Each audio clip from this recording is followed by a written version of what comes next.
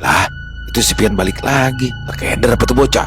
Ujar Baba Ali sambil terus menatap ke arah pintu depan rumahnya yang masih terbuka lebar. Ada yang ketinggalan kali bang, balas Maela yang langsung bangun dari tempat duduknya dan berjalan ke arah depan.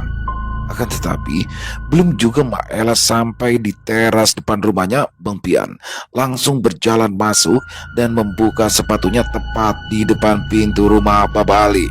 Assalamualaikum, ucap Bang Pian sambil tersenyum ke arah Maela. Waalaikumsalam. Lalu balik lagian, emangnya ada yang ketinggalan? Tanya Maela penasaran. Kagak ada mak, cuma saya mau nginep aja di sini. Balas Bang Pian yang membuat Maela terkejut mendengarnya. Nginep? Lah emang lu ngapa? Lagi berantem sama si Intan? Tanya Maela yang juga membuat Baba Ali menghampiri mereka berdua. Wah lu mah emang kebangetan Dayan. Kalau lagi ribut sama bini, jangan pakai nginep-nginep di rumah orang lain. Walaupun itu rumah orang tua lu sendiri. Dasar bocah geblak. Mangkinan tua, bukan mangkinan pinter, tapi mangkinan blow on. Seru Baba Ali yang membuat Bang Pian terdiam sambil menelan ludahnya. Idih, Baba menggegas terus, sudah kayak Metro Mini belum dapat penumpang. Lagian siapa yang lagi ribut sama bini? Balas Bang Pian yang merasa serba salah malam itu. Terus ngapain? Lu mau lagu-laguan pakai segala nginep di mari? Kayak rumah lu jauh aja. Dasar lu bocah geblek. Balas Baba Ali sambil melayangkan kopiah hitamnya ke arah kepala Bang Pian, lalu masuk ke dalam rumahnya dan duduk di depan televisi. Lah iya Yan, aneh bener sih lu. Lah orang dari sini juga paling 20 menitan doang ke rumah lu aja pakai segala mau nginep. Emang ada apaan? Cerita mama, tanya Maela sambil berjalan masuk ke dalam rumahnya. Ya ada urusan. Kalau di rumah saya soalnya jauh mantaunya, pakai ngeluarin tenaga yang gede. Balas Bang Pian sambil berjalan ke arah dapur. Lagian lu mah banyak bener urusan lu. Kalau udah kerja mah kagak usah dah ngurus-ngurusin yang lain. Saut Baba Ali yang pandangan matanya masih saja ke arah televisi. Ya mau bagaimana lagi mbak? Saya kan juga kagak sengaja nemuin urusan itu. Lah soalnya kalau kagak dibantuin, tuh orang sian bisa kena apes mbak. Bukan cuma dia, tapi juga anaknya, bayinya masih ada di perut bininya. Makanya saya kaget tega bang liatnya. Balas Bang Pian sambil mengaduk kopi hitam yang baru dibuatnya. Lo kalau cerita yang bener aja ngapa lu? Duduk sini jangan jauh-jauh. Ngomong kayak orang kumur-kumur, ngomong di dapur lagi. Saut Baba Ali dengan wajah kesalnya. Sabar ngapa bang? Lah itu si Pian kan lagi bikin kopi. Ucap Maela mencoba untuk menengahi. Emangnya ada apaan Pian? Emang siapa yang mau lu tolongin? Sampai segala mau nginep di sini? Tanya Maela penasaran. Jadi begini mak, tadi pas saya mau pulang, hampir aja saya nubruk orang di pertigaan gang sebelah rumahnya Cang Roman. Nah, pas saya lihat-lihat nih ya, itu orang lagi diikutin sama genderuwo, tapi genderuwonya perempuan. Ucap Bang Pian menjelaskan. Mendengar apa yang dikatakan oleh Bang Pian, Maela pun sontak bergidik ngeri. Sementara itu, Baba Ali langsung mematikan televisi yang sedari tadi ditontonnya. Lah, emangnya ada apa yang genderuwo perempuan? Setahu gue mah kalau genderuwo laki-laki doang. Tanya Baba Ali penasaran. Ya ada lah bah. Lah kalau laki semua kesian itu genderuwo. Bagaimana dia mau begituan? Balas Bang Pian sambil tertawa. Suasana rumah Bapak Ali mendadak hening. Setelah tawa kecil dari Bang Pian mereda, hanya suara detak jam dinding dan angin malam yang menyusup melalui celah-celah ventilasi terdengar samar. Di tengah keningan itu, Bang Pian duduk bersandar di kursi kayu panjang yang berada di ruang tengah. Matanya menatap kosong ke arah cangkir kopi yang uapnya masih mengepul pelan. Perlahan, wajahnya berubah menjadi serius. Dia teringat jelas bayangan sosok hitam besar yang terus mengikuti di belakang Mas Tino tadi. Perempuan, tapi bukan manusia. Tingginya 2 kali lipat manusia biasa dengan rambut panjang yang kusut, menjuntai hingga ke tanah. Wajahnya tidak tampak jelas, namun matanya menyala merah seperti bara api. Sosok itu melangkah perlahan mengikuti Mas Tino tanpa suara, namun aura yang dipancarkannya begitu pekat dan terasa menyesakkan dada. Bang Pian tahu betul Makhluk itu bukanlah makhluk biasa. Sosok itu bukan hanya sekedar demit pengganggu, melainkan salah satu pemberi dalam dunia pesugihan hitam. Dan sepertinya makhluk itu adalah sosok yang akan mengambil bayi yang masih berada di dalam kandungan istri Mas Tino, yang secara tidak sengaja ikut dalam ritual yang dilakukan oleh pemilik gudang dan juga Pak Suroto. Bang Pian menarik nafas panjang, mencoba untuk menenangkan pikirannya. Dulu, Bang Pian pernah berurusan dengan sosok semacam itu, tapi yang satu ini terasa berbeda. Selain lebih kuat dan juga lebih gelap, makhluk itu juga sedikit lagi akan berhasil mendapatkan korbannya jika Mas Tino tergoda untuk menggunakan uang yang diberikan oleh Pak Suroto. Yan, emangnya orang mana Yan yang diikuti nama demit yang barusan lu ceritain? Tanya Baba Ali penasaran. Kata dia mah, Mbak, dia tinggal di kontrakan yang ada di deretan tukang bubur itu, Mbak.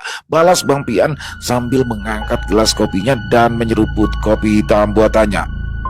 Nah terus ngapa kagak lu usir langsung aja? Bukannya gampang ngusir demit yang cuma ngikutin orang. Lagian ngapain juga tuh demit pakai ngintilin mas-mas Jawa? Demen kali ya sama tuh orang ya, sama orang Jawa. Habis ngomongnya medok. Ujar Baba Ali sambil tertawa. Itu makhluk mah bukan cuma ngikutin Mbak, tapi tuh demit mau ngambil bayi yang masih ada di kandungan istrinya tuh orang. Nah yang kesianannya lagi, tuh orang Jawa emang sengaja dijadiin tumbal sama orang yang kagak bertanggung jawab, Pak. Balas Bang Pian menjelaskan.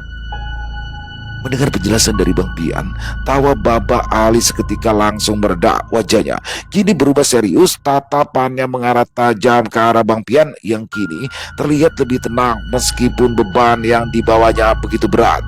Maela yang sedari tadi diam dan terus memperhatikan percakapan mereka berdua kini mulai duduk di samping Baba Ali sambil menggenggam ujung kerudungnya. Dia mulai merasa bulu kuduknya meremang.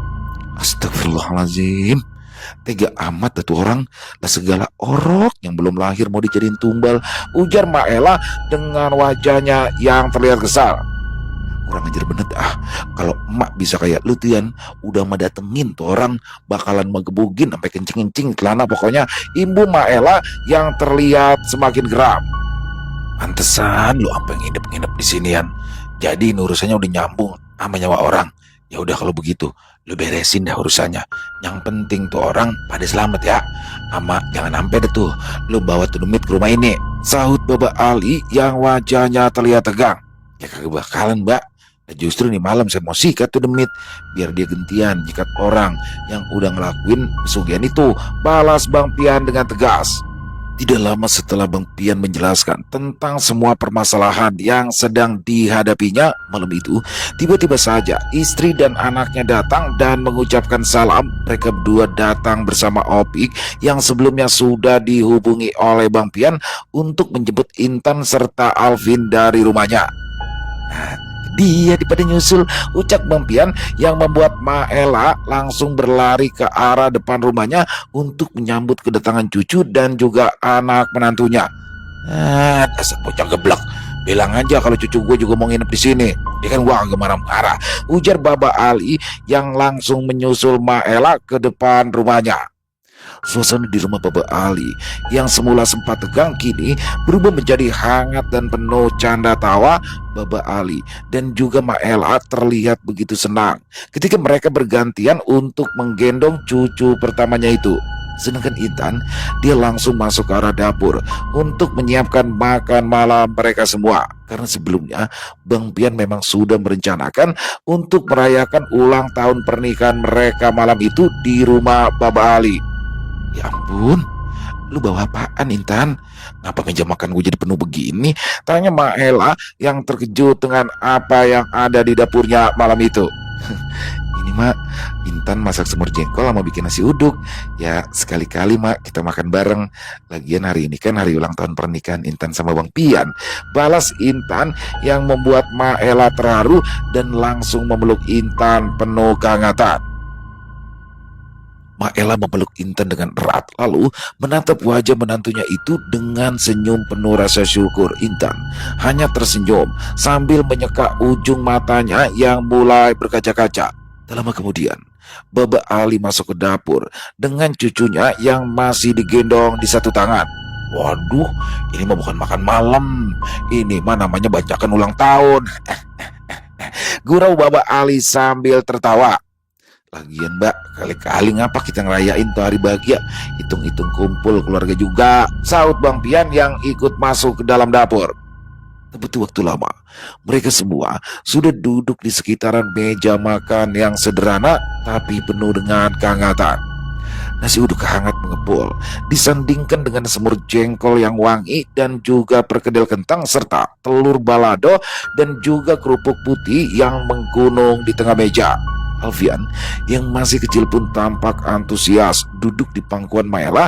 Dia ikut menikmati suasana meski makannya hanya disuapi bubur. Baba Ali memimpin doa sebelum makan dan semua mengaminkan dengan hikmat di tengah kondisi dan ancaman yang belum usai. Malam itu menjadi ruang kecil dengan penuh kelegaan. Setelah menikmati makan malam dengan suasana penuh kebahagiaan itu, keluarga Baba Ali pun berkumpul di ruang tengah sambil berbincang-bincang ringan, dan setelah jam menunjukkan pukul 11 malam, semua orang pun masuk ke dalam kamar masing-masing untuk beristirahat. Akan tetapi, Bang Pian yang pada malam itu ditemani oleh Opik masih berada di ruang tengah. Dia mulai memejamkan mata untuk mencari keberadaan makhluk gaib yang tadi mengikuti Mas Tino dengan media selembar uang 100 ribuan berwarna merah pucat milik Mas Tino yang sebelumnya telah ditukarkannya. Bang Pian langsung menelusuri energi gaib yang ada di dalam uang tersebut. Begitu matanya terpejam, Bang Pian menarik nafas dalam-dalam.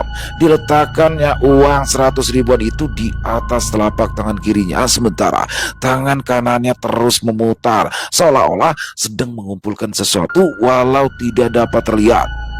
Ruang tengah rumah Bapak Ali yang semula terasa hangat mendadak menjadi dingin. Sementara itu Opik yang duduk di sudut ruangan mulai merasakan sesuatu yang membuat bulu kuduknya merebah. Uang itu mulai bergetar halus di atas tangan Bang Pian. Di dalam kesadarannya yang terfokus, pandangan batinnya mulai menangkap bayangan samar, gelap, dan berbau amis, seperti kabut pekat yang berputar di antara suara tangis dan jeritan halus dari tempat yang sangat jauh. Setelah itu muncul sosok bertubuh tinggi besar, berambut panjang, dengan matanya yang merah menyala seperti bara. Kedua taring makhluk itu tampak panjang dan seluruh tubuhnya dipenuhi bulu hitam yang terlihat kasar seperti hijau. Perempuan itu menggeliat di tengah kabut. Tubuhnya dipenuhi luka membusuk, namun dari mulutnya mengalir mantra-mantra dalam bahasa yang tidak dimengerti oleh Bang Pian. Tapi yang pasti, sosok makhluk itu terlihat sedang mengikat sesuatu dan mulai membuat targetnya merasa gelisah dan juga kebingungan. Untung aja gua kagak keduluan sama tuh demit, gumam Bang Pian ketika dia mulai membuka kedua matanya. Lu ngapa Pik? Kok lu gemeteran begitu? Pokoknya udah makan lu barusan? Tanya Bang Pian sambil tersenyum menatap ke Opik. Deh bang, saya takut ini bang. Tadi saya denger ada yang ngetok-ngetok pintu depan, tapi sekali doang. Habis itu merinding semua ini bang, badan saya, balas Opik menjelaskan. Udah lu tenang aja, itu mah cuma angin doang yang lewat. Sekarang kalau emang lu takut, lu mendingan masuk kamar aja sono, ujar Bang Pian sambil meregangkan tubuhnya. Terus abang emangnya mau ngapain? Tanya Opik penasaran. Gua mau tidur di sini, balas Bang Pian yang langsung merebahkan tubuhnya. Ya udah, kalau gitu saya masuk ya bang. Lagian saya udah ngantuk banget ini, ucap Opik yang langsung berdiri kemudian berjalan menuju ke arah kamarnya. Bang Pian duduk bersila di tengah ruangan yang kini hanya diterangi cahaya lampu dapur yang temaram. Wajahnya tenang, tetapi sorot matanya menunjukkan bahwa mata batinnya sudah bersiap untuk sebuah pertempuran sunyi yang tak kasat mata. Dia memejamkan mata perlahan, lalu mulai mengatur nafasnya. Keheningan yang ada di rumah Baba Ali perlahan memudar hingga satu persatu suara dunia nyata itu lenyap. Tidak satupun ritual dilakukan malam itu, sebab kemampuan yang dimiliki Bang Pian bukanlah hasil dari belajar ilmu gaib biasa, melainkan sebuah anugerah batin yang ia dapat setelah melalui perjalanan hidup yang panjang, yang penuh laku prihatin, tirakat, dan juga pengabdian. Dia telah melewati malam-malam panjang dalam hening zikir tanpa suara di bawah langit terbuka, hanya berselimut embun dan juga keteguhan hati. Kini kesadarannya mulai menembus batas. Sukma Bang Pian melesat cepat, menembus lapisan udara seperti hembusan angin yang menyusup di antara bayangan. Langkahnya tidak menginjak tanah, tapi keberadaannya menggetarkan dimensi astral yang saat ini sedang bergejolak. Dimensi tempat makhluk-makhluk gaib berkeliaran, memantau, dan mencari celah untuk mengganggu dunia manusia. Bang Pian berhenti di sebuah tempat gelap, seperti lorong tanpa ujung. Di sana, suara-suara lirih terdengar, seperti bisikan yang saling tumpah tindih. Di tengah lorong itu berdiri sosok makhluk besar yang kini sudah tidak lagi samar. Tingginya lebih dari 2 meter, rambutnya menjuntai panjang hingga menyentuh ke tanah astral. Matanya menyala merah, namun wajahnya memiliki bentuk perempuan yang sedih dan putus asa. Di sekeliling tubuhnya, asap hitam mengepul, berputar pelan seperti badai yang ditahan kekuatannya. Dia duduk menghadapi satu bayangan kecil. Bayangan seorang laki-laki yang tidak lain adalah bayangan Mas Tino yang perlahan masuk ke dalam mimpi buruk yang diciptakan oleh makhluk itu. Bang Pian berdiri dengan tegap dan terus memperhatikan tanpa berkata-kata. Tubuh astralnya mulai memancarkan cahaya putih lembut yang seolah membungkusnya. Kilatan cahaya itu bukan seperti sinar biasa, itu adalah sebuah pagar pelindung gaib yang membawa ketenangan, ketegasan, dan energi yang menggetarkan dari setiap makhluk yang berada di sekitarnya. Mengetahui jika ada yang mulai mengawasinya, makhluk itu berdiri perlahan, lalu berteriak dengan suara panjang dan menggema. Sosok itu mencoba mengusir cahaya yang terpancar dari tubuh Bang Pian dengan energi yang keluar dari ceritanya itu. Dan semakin ia berteriak, semakin terang pula cahaya yang menyelubungi tubuh Bang Pian. Apa yang mau lo lakuin? Masuk mata orang, makhluk gaib? Tanya Bang Pian dengan suara bergema dan langsung menembus perisai energi yang dimiliki oleh makhluk itu. Aku ingin mengambil sesuatu yang telah dijanjikan, balas sosok makhluk berbulu hitam dengan taring panjang yang sangat menyeramkan itu. Emang siapa yang ngejanjiin? Emang tuh orang diri yang udah ngejanjiin tumbal sama lo? Tanya Bang Pian dengan wajahnya yang terlihat sangat tegas. Memang bukan orang ini yang telah menjanjikannya, tapi dia ada di sana, di tempat ritual itu. Dan di saat ritual itu sedang berlangsung, aku mencium bau harum dari janin yang ada di dalam kandungan istrinya. Balas sosok itu menjelaskan. Kagak ada tumbal yang bisa diambil dari orang yang kagak punya kesepakatan. Latu uang udah ditolak, ikatan berarti udah putus. Lu dateng sama tipu daya dan lu bakalan pergi kagak bawa apa-apa, ujar Bang Pian dengan tegas. Sosok makhluk itu menggeram dengan kemarahan yang menyesalkan udara di tempat Bang Pian berada. Geramannya bukan lagi sekedar suara, tapi menjadi serangan berupa pusaran angin hitam yang menghantam perisai cahaya di tubuh Bang Pian. Kau tidak tahu, ikatan antara dunia kami dengan dunia kalian sudah terlalu dalam, dan janin itu sudah dijadikan tumbal melalui ritual itu, ujar sosok makhluk gaib itu dengan suaranya yang memegahkan telinga. Namun Bang Pian tidak bergeming. Wajahnya tetap tenang, tatapannya penuh keyakinan. Di tengah riuhnya badai gaib yang terus saja menyerangnya, tubuhnya seolah menyatu dengan cahaya putih yang mengelilinginya dan melindunginya bagai kubah kokoh di tengah pusaran kegelapan. Tidak ada rasa takut, tidak ada keraguan, yang ada hanya ketegasan yang memancar dari seluruh jiwanya. Gua tahu banget hukum di alam ini. Kagak ada satupun perjanjian yang sah tanpa kerelaan hati dari tuh orang.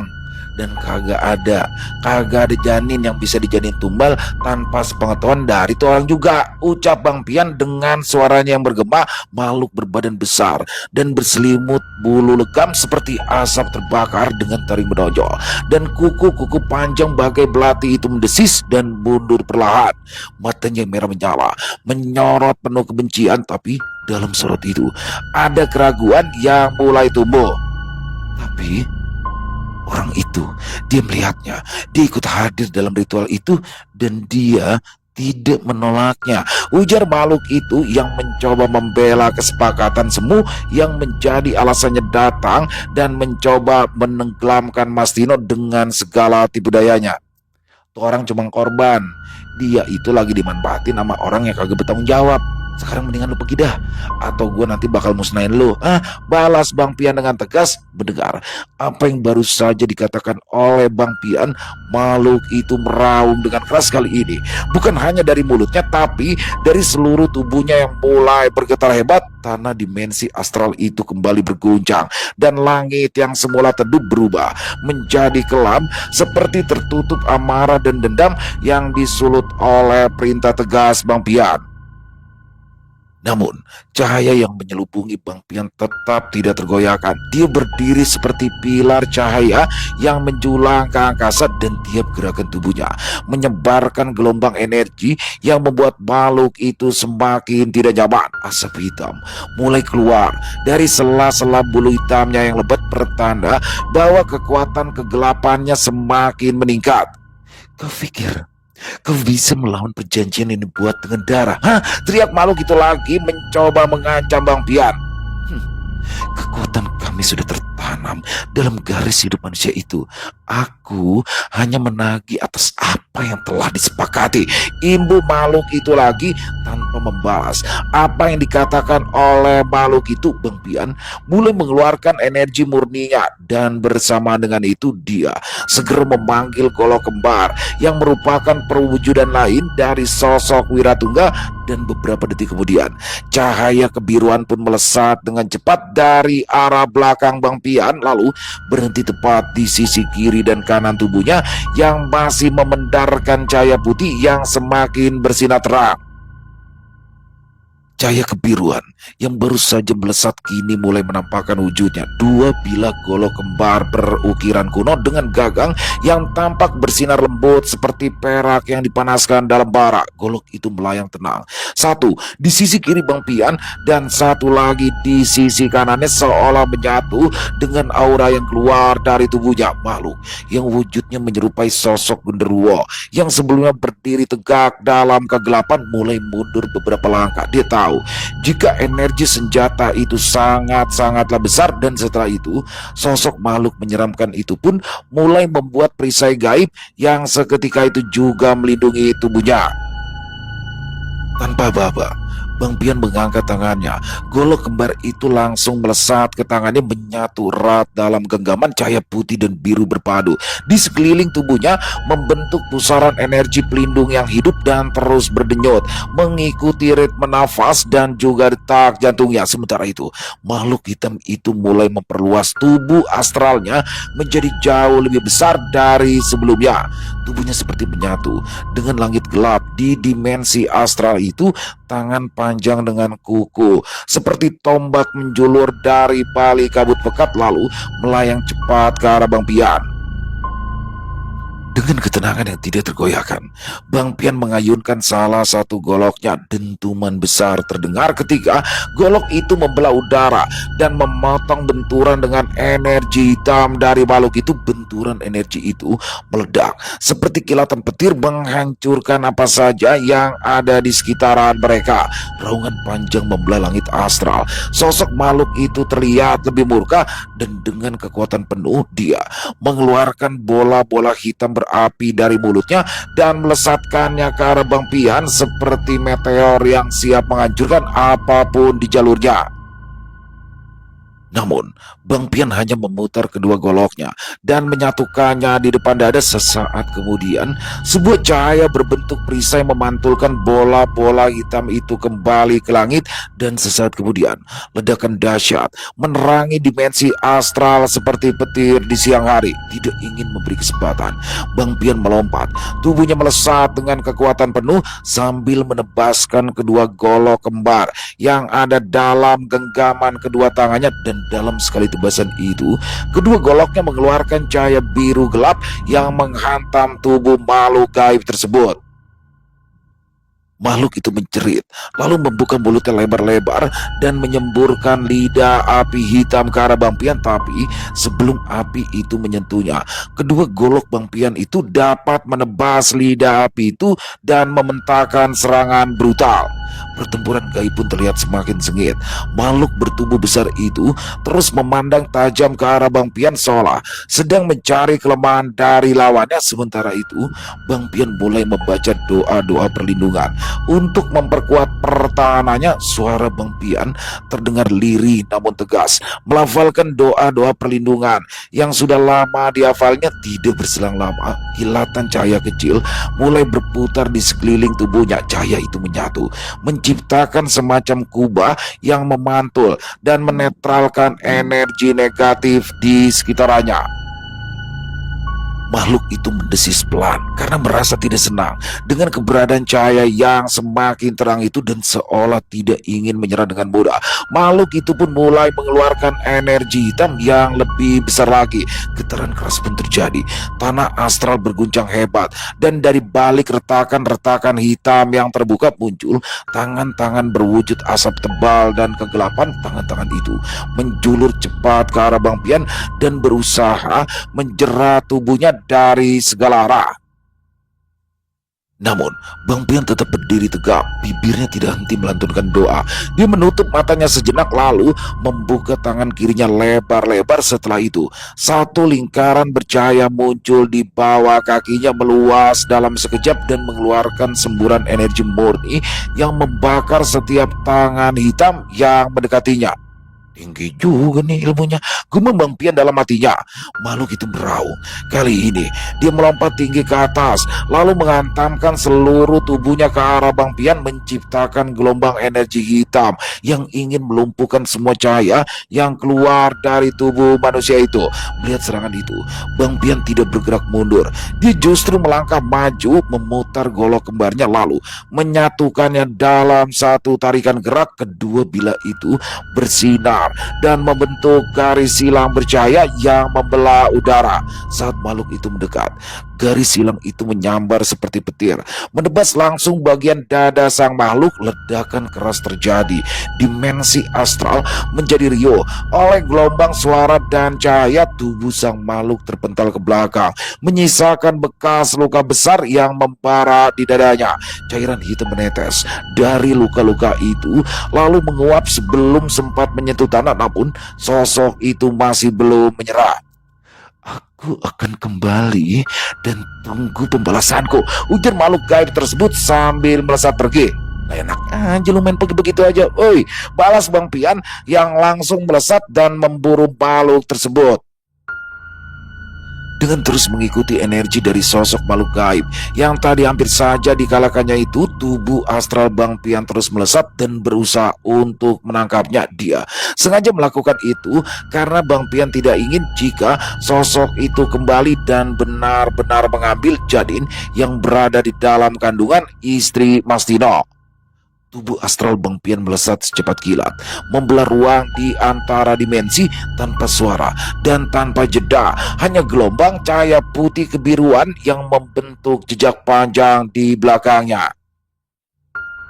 Di depan Bang Pian, bayangan hitam pekat dari makhluk gaib itu terus bergerak seperti kabut malam yang menghindar dari sinar mataharinya. Energinya menggeliat liar dan mulai pecah-pecah akibat luka besar yang membara di dadanya. Tapi makhluk itu tetap melaju, menembus lapisan-lapisan ruang gaib yang saling bertindihan, berharap bisa menghilang ke dalam jurang energi negatif yang tidak bisa dijangkau oleh manusia biasa. Namun Bang Pian yang sudah terbiasa dengan pertempuran di alam gaib dan dengan kemampuan yang telah dia asah bertahun-tahun melalui tirakat dan juga latihan batin yang panjang, mampu membuka lorong-lorong spiritual.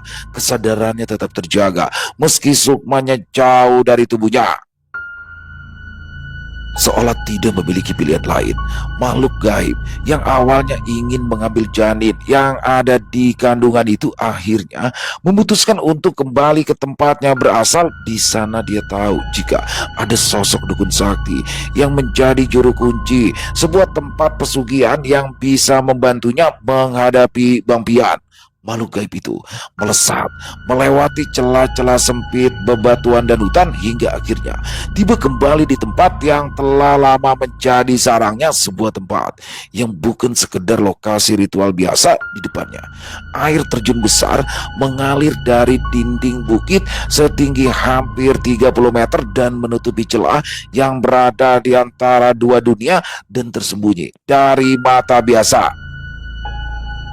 Tempat itu memang sengaja diwikitkan oleh orang-orang yang menjadi juru kunci sehingga jarang didatangi oleh warga setempat. Di tempat yang lembab dan berlumut itu, dikelilingi oleh dinding batu alam, dan di tempat itulah siang tadi Mas Tino dibawa oleh Pak Suroto dan juga bos pemilik gudang di tempat yang bekerja. Dan kini makhluk gaib itu berdiri di tempat yang sama, di tengah sebuah tempat ritual yang sedang dilakukan oleh dua orang yang merupakan juru kunci tempat pesugihan itu. Saat ritual yang sedang berlangsung, kedua lelaki tua itu dibuat terkejut ketika mereka mendapati sosok makhluk yang selama ini memberikan pesugihan kepada orang-orang yang datang ke tempat itu muncul dengan luka-luka di tubuhnya, dan tidak lama kemudian disusul oleh sosok Bang Pian yang juga ikut muncul dan berdiri di depan mulut goa. Oh, jadi ini sarang lo. Pas banget kalau begitu. Biar sekalian gua acak-acak di tempat, seru Bang Pian sambil menatap ke arah baluk berwujud menyeramkan itu dan dua lelaki tua yang merupakan dukun sakti sekaligus juru kunci tempat itu. Kedua lelaki tua yang tengah husu dalam ritual itu sontak menghentikan bacaan mantranya. Suara gemuruh air terjun seolah melemah saat kehadiran Bang Pian memecah keheningan tempat itu.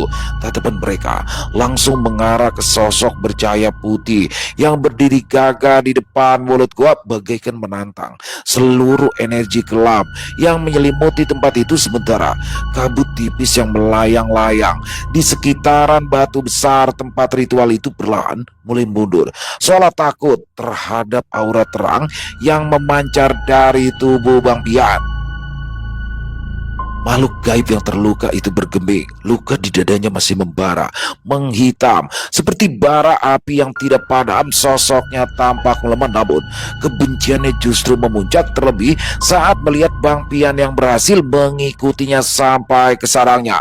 Dua dukun juru kunci saling melirik. Mereka tahu bahwa orang yang kini berdiri di hadapan mereka bukanlah orang sembarangan.